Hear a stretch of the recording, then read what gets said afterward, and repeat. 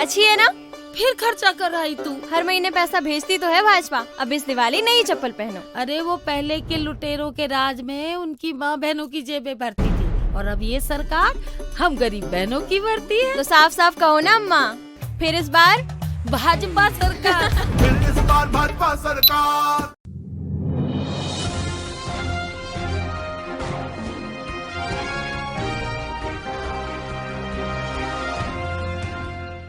नमस्कार, मैं हूं रविंद्र जैन और आप देखना शुरू कर चुके हैं सबकी खबर। आप जानते हैं कि मध्य प्रदेश में पिछले 3 साल से ओबीसी राजनीति कितनी उफान पर है। कमलनाथ जी जब मुख्यमंत्री थे तब उन्होंने विधानसभा से एक एक्ट पारित कराया था और जिसमें उन्होंने जो ओबीसी को 14% आरक्षण दिया जा रहा है उसे बढ़ा के 27% कर दिया था। ये मामला कोर्ट गया। इसी बीच में कमलनाथ सरकार गिर गई।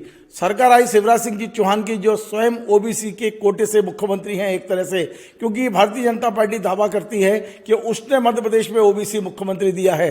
लेकिन क्या वास्तव में शिवराज सिंह जी चौहान 27% आरक्षण देना चाहते हैं? क्योंकि घोषणा तो बहुत सारी की जाती है कि वे इसके पक्षधर हैं, लेकिन क्या कारण है कि कोर्ट में ये मामला अभी तक निपट नहीं रहा है? एक नहीं, लाखों बच्चों का भविष्य अधर में अटका हुआ है। 3 साल पूरे हो चुके हैं।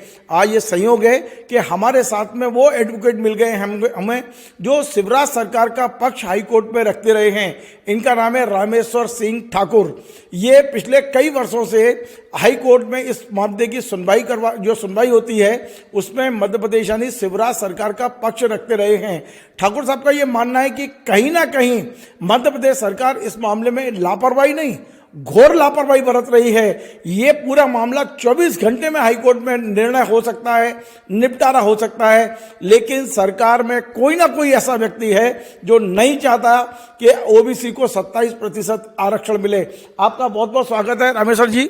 रामेश्वर जी, आप ये कह रहे हैं कि सरकार में कोई ना कोई बैठा है जो नहीं चाहता कि 27% आरक्षण मिले, जबकि शिवराज सिंह जी कह रहे हैं कि वो इसके पक्षधर हैं। जी जैन साहब, आपका बहुत बहुत धन्यवाद।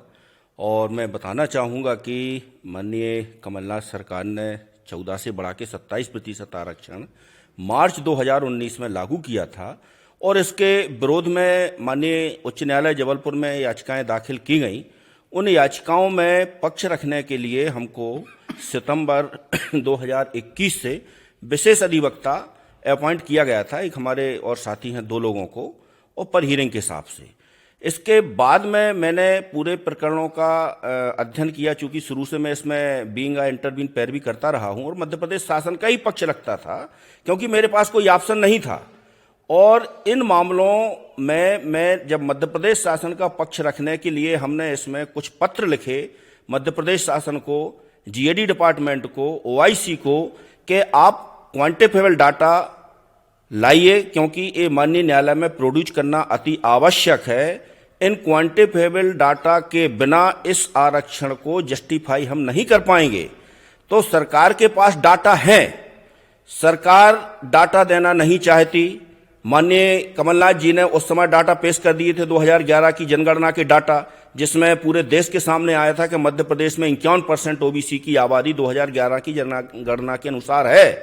हमने इनसे रिप्रेजेंटेशन के डाटा मांगे कि एससी, एसटी, ओबीसी और अनारक्षित का शासन में कितना प्रतिशत है, इसके हमको डाटा दीजिए। उसका निर्धारित फॉर्मेट दिया।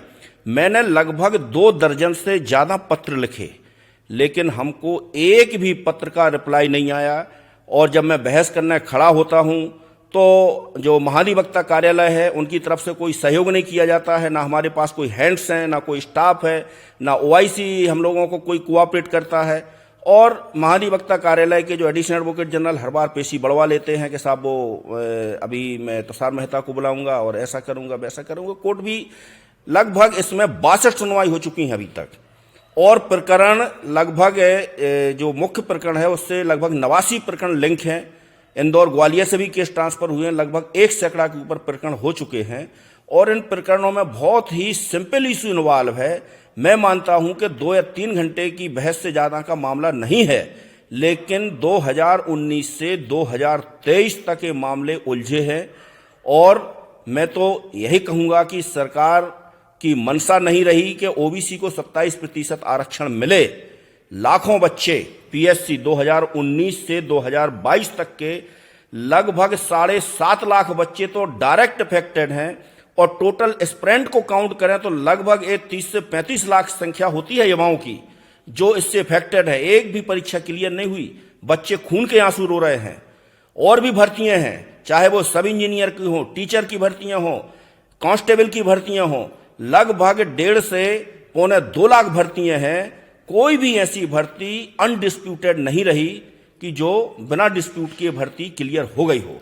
रामेश्वर जी, एक बात समझ में नहीं आ रही है, आपने सरकार से पैसा भी लिया, सरकार के लिए वकालत भी की, और चुनाव के समय में आज आपने सरकार की पोल खोल के ऐसा लगता है कि सरकार को कटघरे में भी खड़ा कर दिया।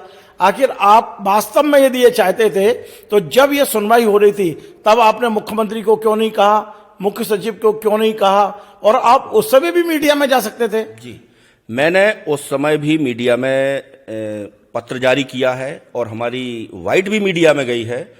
चीफ सेक्रेटरी को भी पत्र लिखा है, ACS GAD को भी पत्र लिखा है, माननीय मुख्यमंत्री श्री शिवराज सिंह चौहान को भी डायरेक्ट पत्र मैंने लिखा है, और स्पष्ट लिखा है उसमें कि हमारे लिए ना OIC कोऑपरेट कर रहा है, ना ही महाधिवक्ता महोदय कोऑपरेट कर रहे हैं, ना ही GAD डिपार्टमेंट से कोई हमको जानकारी दी जा रही है।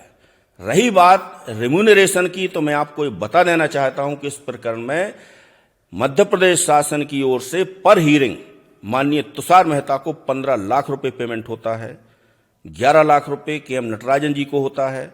हमारे लिए कुछ पेशियों का हमने बिल दिया है, बाकी मैंने कोई क्लेम नहीं किया, क्योंकि मेरा कॉन्शियस अलाउ नहीं करता है कि भाई मैं कुछ कर नहीं पा रहा हूं तो मैं पैसा सरकार का नहीं लूंगा, और मैंने बिल भी प्रोड्यूस नहीं किए हैं।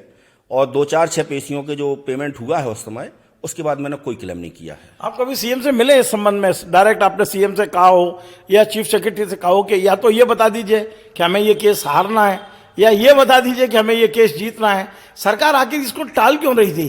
केवल ओबीसी की सद्भावना लेना है और ओबीसी को देना नहीं है, ये मूड रहा है। हाँ, यही समझ में आया। मैं चीफ सेक्रेटरी से ACS से समक्ष में 3 बार मिला हूं, और तीनों बार मैंने ये बोला है कि साहब आप लोग कोऑपरेट क्यों नहीं कर रहे हैं? क्या आप लोगों की मंशा नहीं है, क्या सरकार की मंशा नहीं है कि ओबीसी को 27% आरक्षण मिले? तो उनका जो आंसर आता था, वो आंसर उनका केवल यही था कि प्रकरण पेंडिंग रहना चाहिए चुनाव तक, निपटना। कौन से चुनाव तक? अभी जो निकल गए या विधानसभा चुनाव तक, ऐसा उनकी मंशा थी। मैंने बहुत प्रयास किया कि मामले अगस्त 2022 में इसकी डे टू डे सुनवाई का मैंने आदेश करवाया था, और माननीय न्यायालय द्वारा 5 सुनवाई डे टू डे की थी। यदि आप जो कह रहे हैं, देखिए बड़ा वो है, आप खुद भी ओबीसी वर्ग से आते हैं, और आप जो कह रहे हैं इसका मतलब मध्य प्रदेश सरकार ने एक तरह से प्रदेश की आधी आबादी, क्योंकि 51% ओबीसी मध्य प्रदेश में है, आधी आबादी को धोखे में रखा, उनके साथ छल किया। बिल्कुल धोखे में रखा है, और अभी भी छल किया जा रहा है। ओबीसी की बात कही जा रही है, लेकिन ओबीसी के पक्ष में कोई भी सरकार का पॉजिटिव डिसीजन नहीं है। लेकिन रामेश्वर जी, मध्य प्रदेश सरकार इस मामले में मेरी जानकारी के अनुसार इतनी गंभीर थी कि उन्होंने भूपेंद्र सिंह सहित तीन मंत्री यहां लगा रखे थे, और 3 मंत्रियों को यह काम सौंपा था। 3 मंत्री, आप जैसे वकील, ये सब मिल गए, तब भी ओबीसी को न्याय नहीं मिल रहा है, तो इसमें अकेले मुख्यमंत्री कैसे दोषी होंगे? वो मैंने देखा, ये सब दिखावा था। सरकार की तरफ से एक ऐसा दिखावा किया गया कि हम ओबीसी के प्रति वास्तव में गंभीर हैं, और इस प्रकार से पूरा एक माहौल तैयार किया गया। और जब उस माहौल को मैंने देखा, चाहे भूपेंद्र जी हों, चाहे कमल पटेल जी हों, जो भी मतलब मंत्री माननीय मुख्यमंत्री जी ने अधिकृत किए थे नोडल के तौर पे, पटेल साहब को भी किया था, कोई इस स्थिति में नहीं थे कि वो कुछ मदद कर सकें किसी भी प्रकार से। मैं इतना भी बोलता था कि आप ACS को बोल दें कि जो मैंने जानकारी मांगी है, कृपया वो जानकारी तो हमको आधिकारिक तौर पर दे दें, तो वो भी काम ये लोग नहीं करा सके। अब इस मामले का आप क्या भविष्य देख रहे हैं? मध्य प्रदेश में चुनाव आ चुके हैं, चुनाव में क्या होगा हमें भी नहीं पता और आपको भी नहीं पता, इस प्रकरण का क्या भविष्य है? हमारा तो सोचना यह है कि जिस पार्टी ने, कांग्रेस पार्टी ने ओबीसी को 27% आरक्षण दिया है, यदि वो पुनः सत्ता में आती है तो हमें विश्वास है कि ओबीसी को ये 27% आरक्षण सुनिश्चित हो पाएगा। अन्यथा भाजपा शासन में ओबीसी को 27% आरक्षण मिलने वाला नहीं है। ये बात जो आप कह रहे हैं वो इस पूरे घटनाक्रम से दुखी होकर कह रहे हैं या कांग्रेस को मदद करने की इच्छा से कह रहे हैं? मैं बड़ा साफ, बड़ा इस तरह का पत्रकार हूं, मैं तो सीधा पूछता हूं, ऐसा तो नहीं है कि आपके ऊपर किसी प्रकार का कोई ऐसा हो? क्योंकि हमने पहली बार देखा है कि कोई सरकारी वकील, एक तरह से आप सरकारी वकील उन केस में तो थे ही, वो सरकार के खिलाफ आकर मीडिया में बोले। हो सकता है इसके बाद में आपको ब्लैकलिस्टेड कर दिया जाए, कभी सरकारी केस ही नहीं दिए जाए, क्योंकि आपने एक तरह से सरकार के खिलाफ मीडिया में आके बोला है। देखिए, पहली मैं बात स्पष्ट कर देना चाहता हूं कि मैं किसी भी राजनीतिक पार्टी का सदस्य नहीं हूं। मेरा खुद का संगठन है ओबीसी एडवोकेट्स वेलफेयर एसोसिएशन, और मध्य प्रदेश में 22 संगठन जो ओबीसी एससी एसटी से रिलेटेड हैं, वो सारे संगठन हमसे जुड़ के काम करते हैं। मैं उन सारे संगठनों से जुड़ा हूं, मैं किसी भी पार्टी का मेंबर नहीं हूं। और रही बात दबाव की, तो हम पर ना किसी का कोई दबाव है, ना किसी का सजेशन है, ना मैं कांग्रेस के पक्ष में बोल रहा हूं, ना भाजपा के खिलाफ बोल रहा हूं। जो वस्तु स्थिति है वो मैं जनता के सामने रख रहा हूं। चलिए, बहुत बहुत धन्यवाद। तो आप थे एडवोकेट, जो हाई कोर्ट के एडवोकेट हैं रामेश्वर ठाकुर जी। इनका कहना है, और बड़ा गंभीर मामला है ये, हवा में उड़ाने वाला नहीं है, ये इतना बड़ा गंभीर मामला है कि जो कमलनाथ जी ने 27% आरक्षण दे दिया था, तो उसको लेकर जो अपील हुई, इनका दावा है कि यदि सरकार सपोर्ट करे तो ये 24 घंटे का मामला था, ये तमाम सारी आपत्तियां हट सकती थी और वास्तव में जो ओबीसी वर्ग है उसको 27% आरक्षण मिल सकता था। लेकिन सरकार में बैठे हुए लोगों की नीयत पर आपने सवाल खड़े किए हैं, मैंने नहीं, ये खुद जो सरकारी वकील है वो सवाल खड़े कर रहे हैं। उनका कहना है कि चीजों को टाला गया। आप सोचिए, दिल्ली से जो वकील आते थे उन्हें 15-15 लाख रुपए फीस दी गई, और इसके बाद में केवल तारीख पे तारीख 62 पेशियां हुई हैं, और उसके बाद भी इसका फैसला नहीं कराया गया। अब इसके लिए कौन दोषी है, ये तो अब आने वाले चुनाव में जनता खुद तय कर लेगी और खुद निर्णय दे देगी कि वो किसके साथ जाएगी, किसके साथ दी जाएगी। लेकिन ये बहुत गंभीर आरोप वो सरकारी वकील ने लगाए हैं, जो शिवराज सरकार की ओर से हाईकोर्ट में पैरवी करते रहे हैं। आपको हमारा ये कार्यक्रम पसंद आए, अब इसे शेयर करें, लाइक करें, कमेंट करें, और आपसे बार बार निवेदन है हमारे इस चैनल को सब्सक्राइब अवश्य करें। धन्यवाद।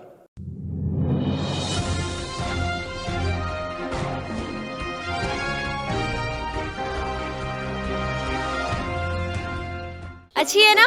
फिर खर्चा कर रही तू। हर महीने पैसा भेजती तो है भाजपा, अब इस दिवाली नई चप्पल पहनो। अरे वो पहले के लुटेरों के राज में उनकी माँ बहनों की जेबें भरती थी, और अब ये सरकार हम गरीब बहनों की भरती है। तो साफ साफ कहो ना अम्मा, फिर इस बार भाजपा सरकार। फिर इस बार भाजपा सरकार।